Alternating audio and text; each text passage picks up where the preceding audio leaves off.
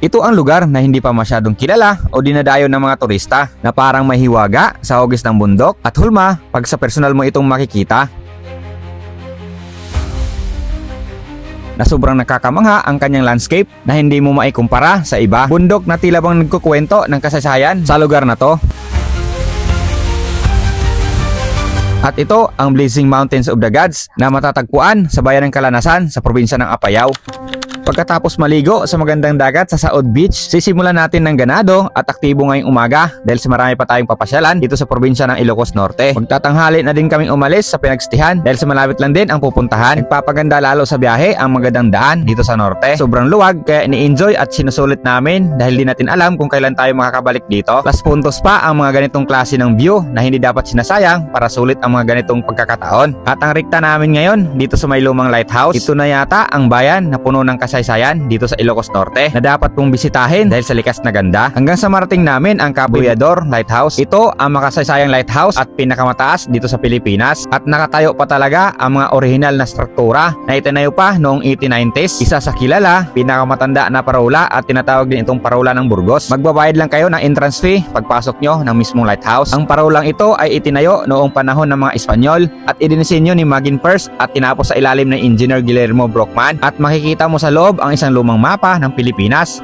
at ang unang mga ilaw ng mga Kastila, mekanismo na nagsisilbing liwanag at gabay. Idiniklara din itong National Historic Landmark at National Cultural Treasure noong 2005 at ngayon hindi lang nagsisilbing gabay sa mga mandaragat kundi isang tanyag na din ng mga destinasyon ng mga turista. Panibagong full tank sa Honda Click natin, 300 pesos at ang susunod na destinasyon natin ang sikat na Paway Sandons. Halos isang oras lang din ang biyahe sa may lighthouse galing Burgos. Dito nga may nag-guide sa atin para din na tayo maghanap pa. Maraming nag-aalok dito ng mga activities at dito tayo susubok sa may Suba, Sandons. At pagka-park pa lang may halong kaba at excitement sa pagsakay ng 4x4 at iikutin ang lawak ng Sandons. At first time natin sumakay ng ganitong sasakyan. Medyo pricey siya dahil sa tatlo lang kami. Charge to experience dahil minsan lang ito magagawa sa buhay natin. Si Kuya ang magiging driver at siya na ang bahala sa atin. Isisigaw natin lahat dito, yung sama ng loob at stress sa buhay. Nilalabas yan, hindi iniipon. Alaala lang ang iniipon hanggang sa pagtanda na pwede nating babalikan.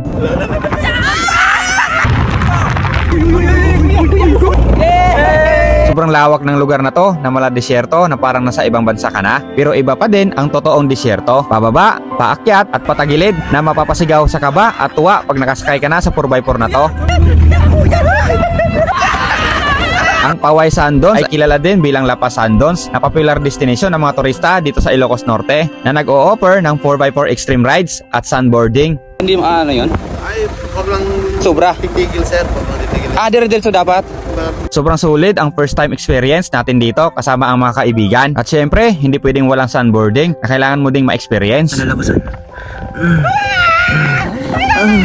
Meron din palang namimitik na hindi namin namamalayan at ito yung kuha namin. At ikaw na bahalang mamimili kung ano ang mas trip mong kuha. Pero ito yung napagkasunduan namin. Kaya pag pumunta kayo sa Ilocos Kawan trip, dapat hindi mawala at ma-experience ang ganitong activities. Napakasulid. Sa Lawag City kami mag-overnight ngayong gabi na recommended ng tropa dito sa may La Iliana Hotel. Ito yung mga presyo ng accommodation pag nagawi kayo dito. Sulit na din ang nakuha naming kwarto para makapagpahinga dahil sa buong araw tayo gumala at namaos kakasigaw sa Paway Sandons. Kinagabihan, mas pinili namin mag-commute para maging lokal minsan dito sa Lawag. Dito namin kinita ang isang tropa para kumain ng mga lutong Ilocano na hindi mo pwedeng palagpasin pag nasa Ilocos ka na at mas makakamura pag sa mga ganitong kainan. Ito yung mga bagay na dapat tikman nyo pag pumunta kay Norte. Lalo siyang dinagdakan, inuguan na Ilocano. Ito na yung pangatlong araw natin sa biyahe at umalis kami ng maaga dahil may sasadyain kaming lugar na bihira lang ang nakakapunta. Hanggang sa lumarga na kami na 1 oras at kalahati pa ang babiyahiin papunta sa next destination namin. Dumaan tayo sa bayan ng Sarap. Bumungad sa atin ang maluwag na kalsada na walang hangganan at mga lunti ang kapaligiran. Nagpapasulit at nagpapaganda sa biyahe. At paglagpas natin sa bayan ng Pidig ay nagbigay agad pansin sa atin ang bundok na ito. Kapilang at tinapay pangsalba sa umagahan namin. Dumaan muna pala kami sa tourism office sa bayan ng Solsona para magpa-register bago umakyat sa bundok. At required ito kawan trip pag balak nyong dumayo dito. May babayaran lang kayo after magparehistro at ipapakita sa checkpoint na madadaanan nyo. At dito na nagsisimula ang paahon na kalsada ng Solsona, Ilocos Norte, Apayao Road. Bungad pa lang, mapapahinto ka talaga pag ganito na kagandang tanawin ang makikita. Halos walang dumadaan sa ruta na to kaya nilulumot ang gilid ng kalsada na mas madulas pagbasa ito. May mga falls din sa tabing kalsada na mas delikado pag umuulan dahil sa may landslide din tayong unang nadaanan na halos gumuho na sa lambot ng lupa. Pero ganun pa man, panalo pa din ang kahangahangang ganda ng kalikasan na sobrang gandang pagmasdan. Napatigil nga kami sa spot na to, siyempre para kumuha ng litrato. Napapalibutan tayo ng magandang kabundukan habang binabaybay natin ang kalsadang ito na wala ka nang hihilingin pa sa sobrang presko ng hangin. Mararamdaman mo talaga dito ang tunay na diwa pag sinabing probinsya. Grabing experience ang mag-ride sa lugar na to, Kawan Trip. Isang napakagandang tanawin ang sasalubong sa atin na buhay na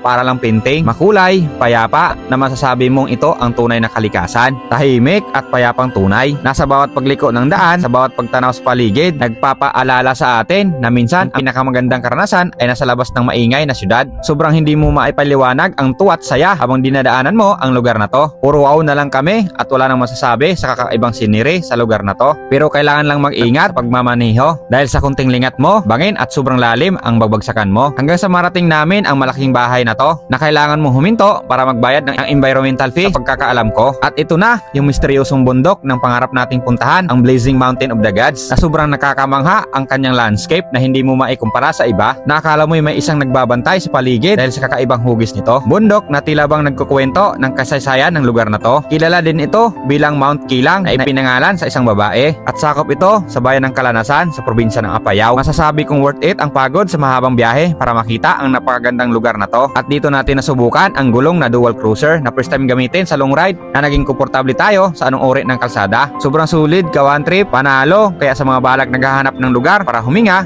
magpahinga na may nagmamahal sa ating kalikasan. At babalik pa tayo dito kasama ang mga kaibigan. Hindi na rin kami nagtagal dahil galing dito 12 oras ulit ang babiyahin natin pabalik ng Maynila. Ito na yata yung lugar na napuntahan ko na hindi ko malilimutan. Hindi siya advisable puntahan pag maulan o masama ang panahon dahil may parting prone sa landslide at madulas ang kalsada. Kailangan din ikondisyon ang motor lalo na sa preno at syempre kondisyon sa sarili. Kahit saan ka lumingon sa parting ito, panalo. 300 pesos ulit, full tank natin kay gulat at ilang beses na rin tayo nagpagas. Dumaan saglit dito sa may pasalubong center sa may vegan. At syempre, longganisang vegan, all goods na tayo. Yung tanghalian namin dito na sa may Umok Gallery sa may Bawang La Union dahil along the way lang din at para matikman ulit ang masarap nilang halo-halo kasama ng pansit umok at pansit sisig na talaga namang binabalik-balikan namin dito. Kasama na to sa hapunan at kakain na lang ulit kung saan maaabutan ng gutom. Nagpagas ulit tayo kay gulat, 300 pesos at bibilangin na lang natin lahat kung magkano naubos natin sa gas. Yun lang, Kawan Trip, isang solid na namang biyahe loob ng 3 araw. Hanggang sa susunod na video. Salamat sa panonood at marami pang lugar na dapat nating tuklasin. Ano, Kawan Trip? Sama ka sa biyahe ko?